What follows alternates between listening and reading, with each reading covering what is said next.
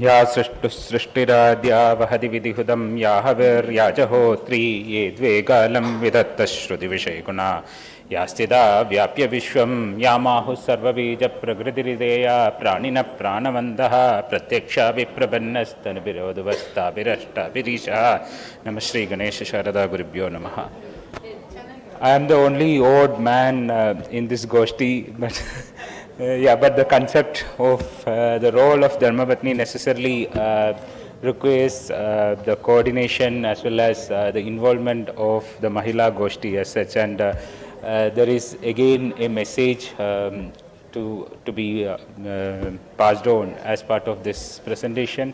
So, as I was mentioning in the invocation sloga, one of the murtis of the Ashtamurti Shiva, the Shakti Rupa, is Sarvabija Prakriti. The Prakriti, the Shakti or the women as a Prakriti, has the ability of procreating all the living objects, not just the Bija or Varna Bija, as we say, or the Aksharas alone, but even the Prakriti, Sarva Bija Prakriti. So it's the Prakriti where all the Bija can grow.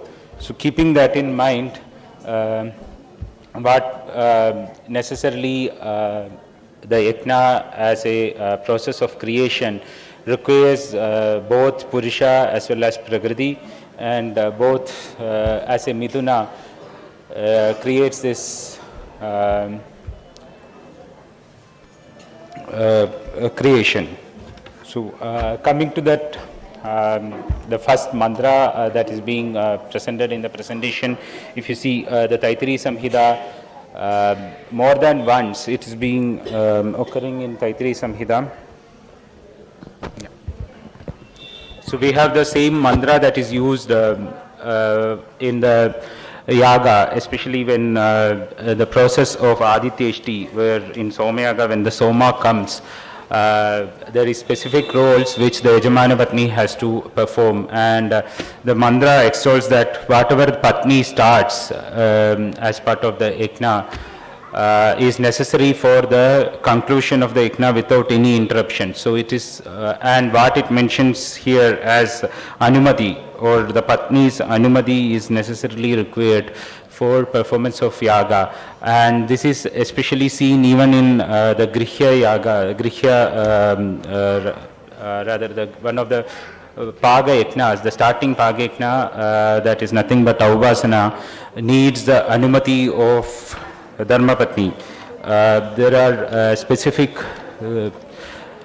mantras. It's not just a mantra, rather it's a special invocation in which when the Karta performs the Aubasana, he specifies Hoshyami, and the Anumati of Dharmapatni as Juhudi is something that is mandated by the Sutragaras when it comes to the Grihya Yajna. But when we come to the later Yajnas or Shrauda Yajnas, we will see, as I have mentioned already, the mantra of Adityeshti, where the Patni has specific roles. The current paper intends only to see a bird's eye view on Pravargya, one of the ritual that is mandatory in the Somyaga, and how there are specific rules or restrictions where the Dharmapatni has specific rules to abide. At the same time, there are specific roles as well to be performed in the Pravargya. So coming to the next slide. As I mentioned in the start, Yajna itself is a creation, and this involves the Miduna of Yajamana, that is the Yajna Purusha, and the Patni or the Dharma Patni. And necessarily the Samana Sankalpa, or the collective Bhavana and Shraddha is necessary for the performance of Yajna. And even in Saptapadi Mantra, this is the Samana Sankalpa is being requested when the Saptapadi is performed in marriages. Next slide, please. I will run through the slides because of want of time, I know, and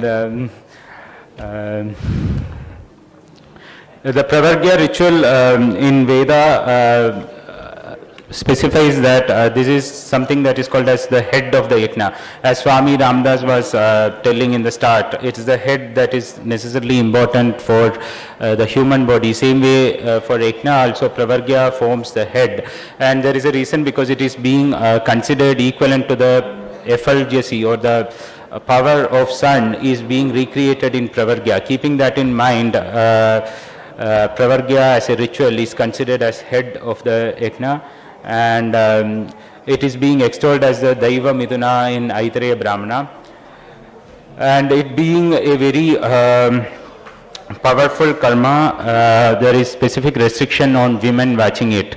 As per the practice, it has, as we have seen, this yajna itself, the Pravargya itself is a form of the divine Garbha. Keeping that in mind, it has impact on the Garbhapatra. That's what the Shastra is telling. So keeping that in mind, even the Yajamana Patni, there is a process in which the Yajamana Patni goes back to her Patni Shala and a curtain is put, and she should not watch, neither other women are supposed to watch it. Next slide. At the same time, there are specific rituals that we will cover, how the Yajamana Patni, even though there are restrictions, has specific roles, and it is her cooperation that is must for this yajna. There is a story in Yajurveda, the Taittiriya Aranyaka. It tells about why this yajna is considered as head of the yajna. And the reason is because the story tells that in Kurukshetra is nothing but, even our Bhagavad Gita starts with Dharma Kshetre, Kurukshetre, and if you see, Kurukshetra is even extolled in Puranas like Kaveri Mahatmya as Pura Ayodhya Pati Shriman Harishchandra Idishrudaha Kurukshetram Shubhakshetram Yajanartham Avaptavan. So it is the same place, that is Kurukshetra, which is mentioned in Puranas, that is being even referred in Taittiriya Aranyaka as the place where this story has happened. All the devas performed a satra. Being a satra, there is a rule that there will be multiple yajamanas. It will not be conducted by one yajamana, and all the yajamanas share the profit or benefit out of this yaga. So keeping that in mind, all the gods who were desirous of the results decided that whatever is the result will be shared among everybody. At the same time, Vishnu, being the Yajna Purusha, he became glorious with fame out of this yajna. So he got all the power or benefits out of this yaga. This was something that was violating the agreement, and this drove back other gods. And immediately Vishnu was able to create from his left hand a bow, and from his right hand all the arrows, and he drove back all the gods. And however, Agni, Indra and Vayu, who followed him, were able to go and find out where Vishnu was taking rest. And tired out of the fight with gods, Vishnu decided to take rest by resting his chin on the bow. And this is a story not just available in Aranyaka, but a detailed or a different version, slightly modified version is available in different Puranas, Devi Bhagavata and all. And if you see, this is being told, what happened was the gods wants to get back their fame, and they requested termites to bite the bow, and which resulted in the sleeping Vishnu's head to be cut, and Vishnu's head fell off, and this made the Yajna Purusha, or Vishnu being the Yajna Purusha, now has become without head. So now they had to find out a solution, and they requested Ashwini Devas, the divine doctors, to come back and put the head back to Vishnu. So they fixed the head of a horse, or Ashwashira. That's why Vishnu is called as Hayagriva. This is a story of how Hayagriva was born, and they performed this surgery and fixed the head of Yajna Purusha, and this regaining of Yajna Purusha with head is recreated with the help of Gharma, or the pot, earthen pot that is used in the ritual called as Pravargya. And in Pravargyas, the main topic was about what is the role of Dharmapatni and what all are the restrictions. I will cover it in this slide. There is a rule which tells that the 10th Sukta or the 10th mantra is to be chanted by Patni. So Patni chants it as directed by or helped out by the Advaryu.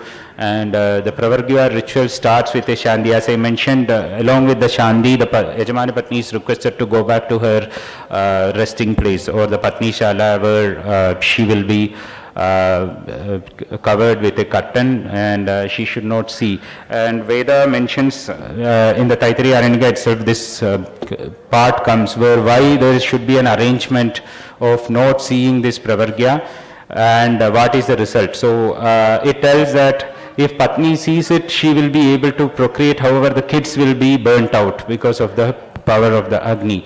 At the same time, not seeing would result her in the inability to procreate. To avoid this conflict only, there is an arrangement that is made in which the Patni is brought back to the Patni Shala and covered with the curtain. However, the Pravargya, the Dharma is brought to her and she will be reciting a mantra called as Toshti Madi, which will ward off this dosha or the ill effect and make her capable enough to procreate, at the same time not see the Pravargya.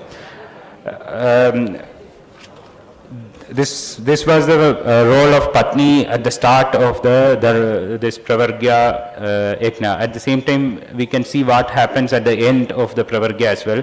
This Pravargya gets repeated in Somayaga normally 6 to 8 times, depends on the kind of Somayaga, but it is every day repeated. And at the end of the Somayaga, at the end of the Pravargya, these patras, the Pravargya, the utensils used for the Pravargya has to be disposed of. So this Pravargya Dasana also has a specific role for Dharmapatni. There should be a mantra recited by Pradiprasthada while accompanying the Yajamana Patni or the wife. So that is a mantra that is available, as I have seen. The Sutrakara has mentioned about Patni Mudane Yadi Anvid Animadetvam. That is a mantra that is recited along with the Pratrodvasana. So this example of Pravargya as a integral part of a Shraudha Yajna, in which the Patni has, even though kind of some restrictions, still has specific roles and mandates to be performed, and it is the Patni's Anumati that is more important for any kind of Yajna. This example, there is a request to the Mahila Goshti that this will become necessarily a torch bearer for them to come forward and motivate all Yajamanas for more orientation towards their duties and right in Yajna. So I will conclude with 2 slides which just shows the Pravargya, how it is, and how the Veda mentions. The next slide has a research conducted by Professor A.K. Saxena. This was available in Hindu in 2011. It in turn has high intensity similar to what is observed in laser beams. So around 3870 degrees centigrade. That is like equivalent to the sun's light. The Pravargya produces the effulgence or photon emission. So it's proved as well as what Vedas is telling. And this is an expert from Shri Chandrasekhara Saraswati Mahaswamiji. He also, this is his own words, the translation, I'm just reading it out. We hear people talk of rights. It is my wish to create an awareness among women about their right, the right to Avasana. I should like every home to become bright with the sacred Avasana fire. Women should fight for this right of theirs and impress upon their husbands the importance of performing Avasana. Even though you have given up all spiritual karma, this is what the women should tell according to Swamiji, he just mentions. Even though you have given up all scriptural karma, you at least do the Gayatri Japa to retain your testress connection with mantra, and one day you will feel resplendent with the women should tell their husband that as for me I had no banana nor am I entitled to mutter the Gayatri, but if at all you have any right according to the Vedas which are the source not only of our religion but of this world of creation itself. It is this Saubhasana. If you refuse to perform it, I will be denied of my Vedic right. So this is the Ahvana given by Shri Chandrasekhara Saraswati Mahaswamiji. And with this, I conclude my. And thank you for the Arshadara, Sri Krishna Bhattji and the President. And that whatever I had, I will abide with those and quickly run through this. Only thing that I want to tell is there is a message that will come again repeated in this that is intentional because I have done it intentionally so that the message gets passed. So let us go through it one by one. The presentation subject is essentially Ayurveda in Taittiriya Shaga. So I have referred to the Ashtanga Ayurveda available within the Taittiriya Shaga, and as we have yesterday seen, Veda, Ayurveda is the Upaveda or rather Upanka of Atharvana Veda. However, in other Vedas also we get sufficient references for the Ashtanga. So this combination is essentially a step towards identifying what all are available. But it is just a bird's eye view. It's not a exhaustive reference. Yeah, it starts with this Agnir Bodhana Radasha Radadama Agnir Gandharvaha. So here this mantra essentially prays Agni as a Gandharva when it joins along with Aushada as the Apsaras. It produces the urja necessary for their life. And it's again, if we refer to Ashtanga Hridaya, there is a sloga Yadannam Dehadadu Ojo Balavarnadi Poshanam Tatra Agnirhi Aharanam Nihi Apakvada Rasadayaha Utpadyandedi. Next slide. So, when we look at Ashtanga of Ayurveda, we have to see the Shalya, Shalakya, Kaya, Bodha Vidya, Kaumara Pratya, Agata Tantra, and Rasayana Tantra as well as Vajigarna. So, the approach will be to accept the 8 classifications that are accepted by the Acharya and walk through the Shaga and references. Next slide. If you see Shalya Tantra, there is a reference.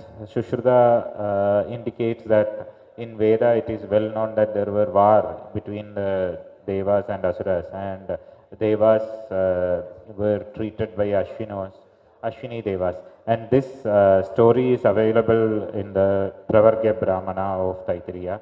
The references are very well available. I am not going into details.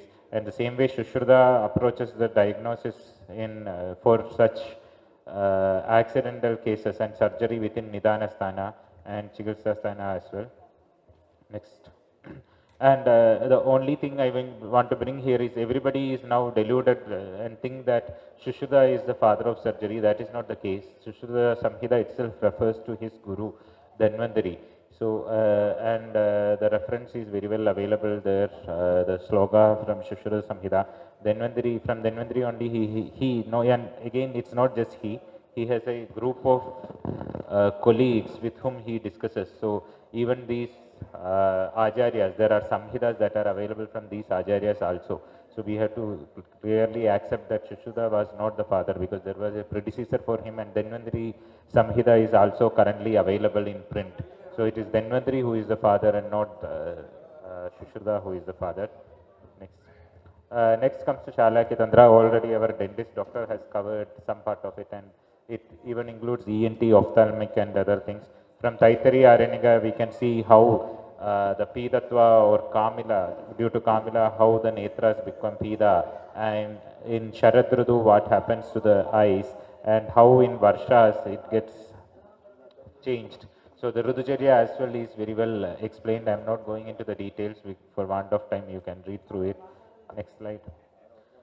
When it comes to Kaya Chikitsa, we can see that it encompasses the major MD or the general treatment of our body. There are sufficient references about the prognosis or how a disease starts, like for example the Raja Yakshma or Shida Jwara, and Shida Jwara is referred as Shida Ruru in Veda, and it's the same, there are many references for Aushadas as well, like Aushadi Sukta, Durva Sukta, etc., which details about all the Dravidya and other parts of the Kaya Chikitsa. Coming to the Vajikarna Tantra, it helps to control the aging process. There is a famous story between Vishwamitra and Jamadagni who got Vasishta impotent through the Vihavya Ishti. So whoever knows this Vihavya Ishti gets more prominence. It is the Mama Agni Varchaha mantra that comes in both Rig Veda as well as Yajurveda. So this Vihavya Ishti helps to and the story of that Vihavyashti shows how somebody can be made impotent, as well as there is a Jamadagni Chaduratra. It is the same Jamadagni who again performs a Chaduratra to get rid of his Palite dosha. So now comes the main message of Agni Upasana and Arogya. How does this correlate? As we have seen, the Pajaka Agni when it converts the rasa to the proper dhatu, our body becomes niroga. And to have this, essentially Agni is of the form of two forms. One is Rudra and another is Shanda Tanu. So Rudra, the Raudri Tanu of Agni is when there is no ahuti given to the body. This is when we correlate with the external Agni and internal Agni. When will the internal Agni become Raudra? When you don't eat anything or give anything, the Agni becomes Raudra and destroys your dhatus. The same Agni becomes Shanda when you give the Ahuti to the body through the Anna. It is the same with the outside Agni also. So by performing the Upasana Agni to the Agni, when you do the Ahuti, it propitiates the outside Agni or the physical form of Agni, as well as it propitiates when we eat the Anna as a Ahuti, it propitiates our internal Agni also. And as we have seen, Agni as well as Soma are considered as the kings of Devadas. And this comes because for giving Ajyabhaga Ahuti for both Agni and Soma, even now in the Smartha Homas also, these two Ajyahutis are given for Agni and Soma mandatorily, not just in Shraudha Yajnas.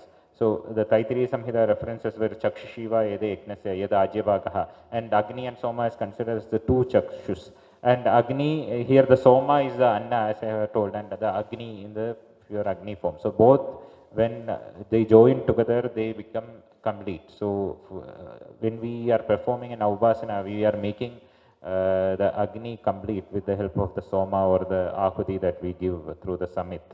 And in Upasana, it is the Anna itself, ideally the Tandulas. Next slide.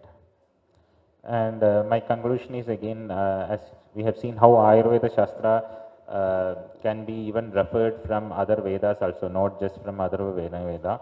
And Agni within the human body as well as outside has to be worshipped and have a common link. And there is sufficient scope for research in identifying the impact of yajnas, as this paper was mentioning couple of yajnas which helps to this. So we have to see how the Ishti helps in reality. There is sufficient scope for further research. And there is another scope of research where there is a general perception that even within the doctors that the pulmonology, or when you have the smoke from yajna that comes, and even the common man is very afraid to go to Yaga Shala because lot of smoke comes. They are very much discomfortable and they don't want. And they believe there is no benefit out of that smoke. So the carbon inhaled, will it really create a lung infection? Because many doctors believe you can even end up with whatever pulmonary block, or rather a COPD, that what they call as chronic obstruction in pulmonology. But we have to really see whether the Homa, the smoke that comes out of Homa, does it have that much carbon particles? Because I was speaking to another Agrihotri and he was jovially mentioning the outside pollution which we have. Ideally 30 ppm carbon should be only emitted, but the kind of pollution we have outside, whatever we get from Yaga is far less than that. So if you are comfortable with the outside pollution, why do you think Yaga as a pollution? So, but unless we do proper research and come out and prove that there is no obstruction or a problem because of yajnas and the smoke that emanates out of it, this misconception cannot be changed. So, with this, I thank you all for bearing with me.